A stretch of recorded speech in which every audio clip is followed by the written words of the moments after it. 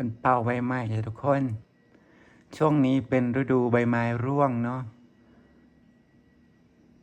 ใบไม้ก็สิปลิวมาเต็มหน้าบ้าน รถคันสีแดงๆนั่นรถข้างบ้านนะจ๊ะทุกคน รถผู้บ่าวผู้สาวคนข้างบ้านเนาะ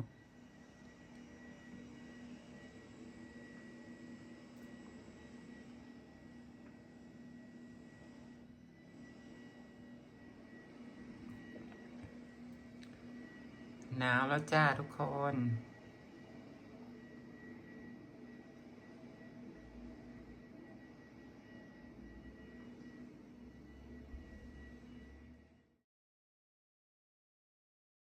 สวัสดีจ้าสวัสดีจ้าทุกคน อันหลังจากที่พักผ่อนไปหลายมื้อเนาะทุกคนเอ่ออาการไอก็ดีขึ้นเนาะแต่ก็ยังไอคือเก่าจ้ะทุกคน ตอนนี้ก็คือแบบอัดยาขอบคุณทุกคนที่เป็นห่วงเรื่องสุขภาพเนาะทุกคนก็สิพยายามรักษาสุขภาพบ่ให้เจ็บให้ป่วยเนาะทุกคนมื้อนี้ก็เอ่อผ่านไป1 เดือนแล้วเนาะจ้ะสำหรับที่แม่จากไปเนาะคือลูกๆลูกๆทุกคนเนาะให้สัญญากับแม่ว่าจะดูแลพ่อจั่งซี้นะทุกคนจะดูแลพ่อผู้ใดสิดูแลจั่งใดก็แล้วแต่เนาะอันนี้ก็แล้วแต่ของแต่ละคนสำหรับข้อยอยู่ไกลข้อยก็สิส่งเงินไปให้ใช้จั่งซี้นะเพราะว่าลูกๆทุกคนสัญญาแล้วว่าสิบ่ถิ้มพ่อเนาะทุกคนจะดูแลพ่อจั่งซี้นะแบบเอ่อบอกกับแม่ไว้จั่งซี้ก่อนเพิ่นสิเสียเนาะทุกคนนั่นล่ะส่วนตัวข้อยเองข้อยก็สิดูแลแล้วก็สิส่งเงินให้พ่อคือเก่าแต่ว่าข้อยสิเอ่อบ่ได้ให้หลายเนาะทุกคนไม่ได้ให้เยอะเหมือนตอนที่ข้อยให้แม่จั่งซี้นะทุกคนแต่ว่าก็จะให้เหมือนเดิมให้เป็นก้อนจั่งซี้นะทุกคนเอาไว้ให้เพิ่นใช้จ่ายนั่นนี่ซื้อกินจั่งซี้นะทุกคนบ่ได้ให้แบบหลายๆคือจั่งตอนที่ให้แม่เนาะทุกคน แต่ก็ยังดูแลพ่อเหมือนเดิมเนาะทุกคนเหลือพ่อคนเดียวแล้วเราก็ดูแลให้เต็มที่เนาะเราอาจจะอยู่ไกลบ่ได้อยู่ใกล้เราก็ข้อยก็ซัปพอร์ตทางเงินไปจั่งซี้นะผู้ใดอยู่ใกล้ผู้ใดสิมาเบิ่งบ่เบิ่งอันนี้ก็เรื่องของเขาเนาะเพราะว่าพวกเอื้อยๆอ้ายๆข้อยก็อยู่ใกล้ๆจั่งซี้นะยกเว้นข้อยที่อยู่ไกลกว่าหมู่เนาะ ก็ตอนนี้ก็มีอ้ายเนาะทุกคนมีอ้ายคนหนึ่งที่อยู่บ้านหลังนั้นแล้วก็กับเมียเนาะที่คอยหุงข้าวหุงน้ำเฮ็ดแนวกินแนวอยากให้พ่อก็คือตอนแม่อยู่อ้ายข้อยก็เป็นคนเฮ็ดให้นี่ล่ะตอนข้อยกลับบ้านก็อ้ายข้อยนี่แหละเฮ็ดให้กินจั่งซี้นะทุกคนช่วงที่ข้อยอยู่บ้านจั่งซี้นะช่วงที่ข้อยกลับไปเบิ่งแม่น่ะก็มีแต่อ้ายเฮ็ดแนวสู่กินข้อยก็ข้อยไปข้อยก็ซัปพอร์ตเรื่องเงินอยากไปซื้อหยังมาเฮ็ดกินสิข้อยก็สิซัปพอร์ตไปเนาะเพราะว่าเรามีกำลังด้านเงินเนาะเพิ่นก็ใช้แรงไปก็ช่วยเหลือกันเนาะเอ่อสำหรับพี่น้องจั่งซี้นะเอ่อ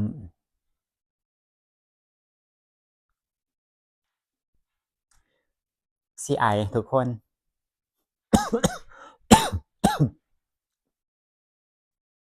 เอ่อถามว่าสิให้ตัดพี่ตัดน้องบ่สำหรับข้อยแล้วข้อยขอเบิ่งไปสักระยะหนึ่งเนาะทุกคนซึ่งข้อยเห็นครอบครัวของสามีครอบครัวสามีเนาะทุกคนเอ่อเพิ่นเบิดพ่อเบิดแม่แล้วบัดนี้พี่น้องจั่งซี้นะทุกคนพี่น้องก็บ่คุยกันสินะนึกออกบ่ทุกคนพี่น้องบ่คุยกันก็คือแบบ อยู่ครอบครัวไผครอบครัวมันข้อยเข้าใจอยู่ฝรั่งจั่งซี้น่ะทุกคนเพิ่นก็เอาครอบครัวไผครอบครัวมันอยู่แล้วจั่งซี้เนาะบ่ได้มาคอยยุ่งเกี่ยวแบบพี่น้องปานใดจังซี้นะก็คือตอนนี้ก็สามีข้อยก็บ่ได้คุยกับครอบครัวของของน้องๆจั่งซี้นะทุกคนนึกออกบ่เหมือนแบบมันตัดขาดไปเลยอะทุกคนทางนั้นก็บ่ติดต่อมาทางนี้ก็เฉยๆจังซี้นะข้อยก็เลยแบบบ่อยากให้ข้อยให้พี่น้องข้อยนั้นเป็นแนวนั้นถึงยังไงก็แล้วแต่เนาะเราก็ยังแบบเป็นสายเลือดเดียวกันยังเป็นพี่น้องกันสิดีสิชั่วจั่งใดก็เป็นยังเป็นพี่ยังเป็นน้องจั่งซี้ข้อยคิดว่าแม่ก็คือสิบ่อยากให้ข้อยตัดพี่ตัดน้องหรือว่าตัดครอบครัวดอกจ้ะทุกคนซึ่งข้อยเองก็ข้อยก็บ่ตัดอยู่แล้วเพราะว่าข้อยอยู่นี่ข้อยก็บ่ได้อยู่ใกล้พี่ใกล้น้องจั่งซี้นะทุกคนอาจจะช่วยเหลือบ้างในบางโอกาสยามแบบเดือดร้อนหรือว่าอิหยังเล็กๆน้อยๆตามกำลังที่ข้อยสิซัปพอร์ตได้จั่งซี้นะเอาแบบที่เจ้าของบ่เดือดร้อนเอาแบบที่เจ้าของมีเงินเก็บจั่งซี้นะทุกคนซึ่งตอนที่แม่ข้อยอยู่ก็คือข้อยบ่ได้มีเงินเก็บเลยเนาะทุกคนไม่มีเงินเก็บเลยแล้วก็กลับไทย2รอบก็เบิดเงินที่แบบเก็บสะสมมาจั่งซี้นะทุกคนก็คือเบิดจั่งซี้นะหมดแล้วพี่น้องสิเป็นจั่งใดก็ยังเป็นพี่เป็นน้องเนาะทุกคนข้อยบ่อยากตัดพี่ตัดน้องเนาะทุกคนไผดีไผชั่วก็แล้วแต่เนาะก็หมายถึงก็ดูแลครอบครัวกันไปของไผของมันเนาะทุกคนเอ่อถ้าอยากได้ความช่วยเหลือจั่งซี้นะทุกคนข้อยก็ช่วยได้ช่วยเท่าที่ข้อยช่วยได้บ่ได้ช่วยแบบ100%จั่งซี้นะทุกคนเข้าใจที่ข้อยเว้าบ่ช่วยโดยที่บ่ให้ข้อยเดือดร้อนจั่งซี้นะทุกคนข้อยก็อายุหลายแล้วจั่งซี้นะทุกคนอายุเยอะแล้วเนาะข้อยก็ตอนนี้ก็คือ ข้อยสิพยายามเก็บเงินเป็นของตัวเองสินะทุกคนเก็บเงินไว้ใช้จ่ายของเจ้าของสินะเพราะว่าอย่างที่บอกข้อยน่ะก็คือยังส่งให้พ่อเหมือนเดิมยังดูแลพ่อคือเก่าล่ะส่งเงินไปให้ใช้คือเก่าแต่ว่าบ่ให้หลายคือจั่งตอนให้แม่นั่นเองเนาะเพราะว่าพ่อก็บ่ได้มีแบบภาระอิหยังมากมายจั่งซี้นะทุกคน เราก็แค่มีแบบบ่หลายอะมีที่จะใช้จ่ายก็คือบ่หลายจังซี้บ่หลายตอนคือแม่ยังอยู่จังซี้นะเอ่อข้อยบ่มีเงินเก็บก็สร้างว่าแต่ให้แม่ได้จังซี้นะทุกคนเนี่ยก็คือข้อยถ้าข้อยได้ถ้าสมมุตินะถ้าข้อยได้เฮ็ดการเฮ็ดงานข้อยสิให้เพิ่นหลายกว่านี้จังซี้นะแต่ว่าเราก็บ่ได้เฮ็ดการเฮ็ดงานเนาะข้อยก็ ซัปพอร์ตเต็มที่ให้แบบให้อีหลีทุกคนให้จนแบบเจ้าของบ่มีจั่งซี้นะเบิดก็บ่เป็นหยังสำหรับข้อยก็คือเร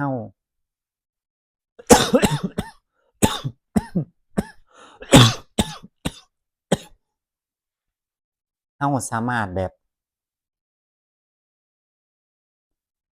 เก็บใหม่ก็ได้จังซี้นะ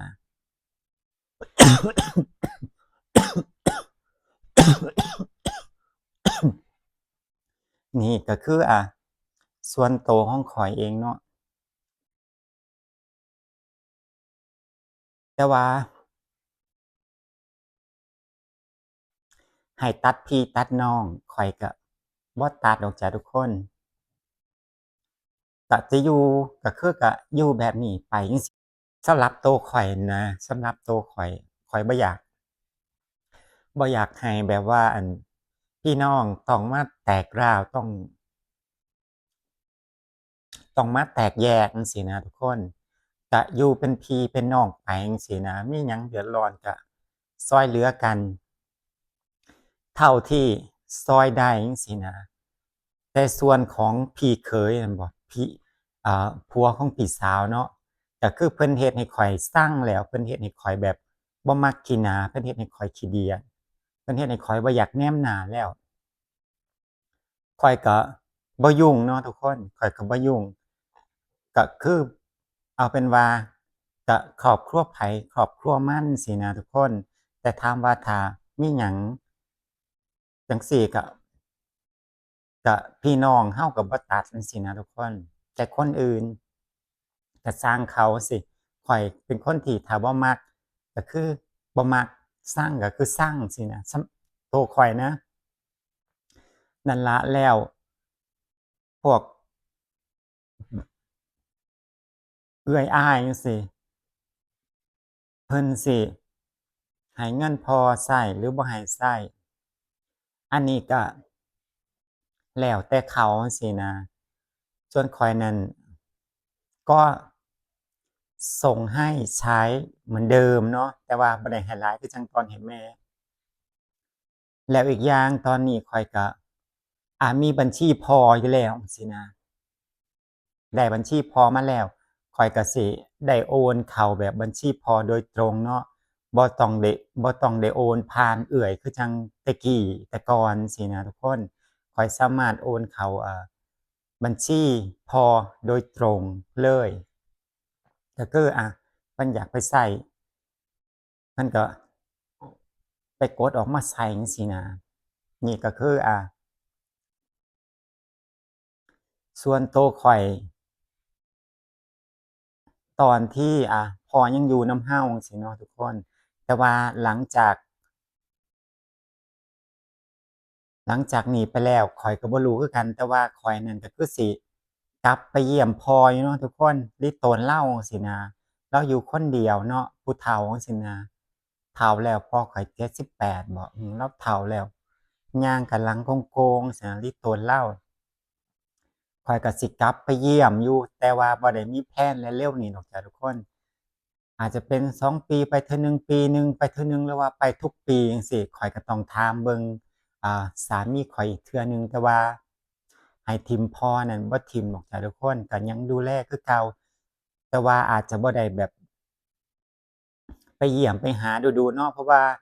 ข้อยเองก็อยู่ไกลจั่งซี้นะคนอยู่ตั้งอเมริกาเนาะมันอยู่ไกลก็สิอาจจะไปปีหนึ่งไปเทื่อหนึ่งหรือว่า2 ปีไปเทื่อหนึ่งประมาณนี้จั่งซี้นะในส่วนตัวของข้อยเนาะแต่ว่าเรื่องเงินเรื่องทองข้อยก็สิส่งให้เลาคือเก่าคือจั่งตอนข้อยให้แม่แต่ว่าอาจจะบ่ได้ให้หลายเนาะเพราะว่าพ่อเพิ่นก็บ่ได้จำเป็นต้องใช้เงินอิหยังมากมายดอกจ้ะทุกคนนั่นล่ะความเป็นพี่เป็นน้องก็ยังเหมือนเดิมเนาะทุกคนข้อยบ่อยากตัดขาด สายเลือดจั่งซี้นะทุกคนอยู่เป็นพี่เป็นน้องกันถ้าเบิดพ้อไปผู้ใดเฮ็ดบ่ดีจั่งซั้นจั่งซี้เราก็จึงมาแบบมาคิดอีกเทื่อหนึ่งเนาะว่าสิเอาจั่งใดเพราะว่าทุกคนก็ต่างมีครอบครัวเป็นของตัวเองพวกเอื้อยพวกอ้ายเพิ่นก็มีครอบครัวเป็นของตัวเองข้อยก็มีครอบครัวเป็นของตัวเองก็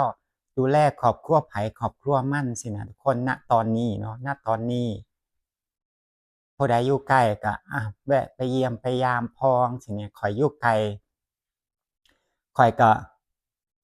ได้แค่โทรไปหาเพิ่นเนาะถามข่าว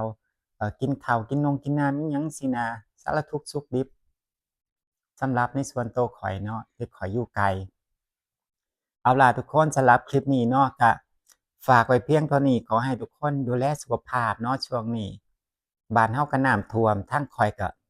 เทิงหนาวเทิงฝนตกเนาะเอาเป็นว่า สุขภาพแข็งแรงกันทุกคนเนาะคลิปนี้ขอลาไปแล้วจ้าบ๊ายบาย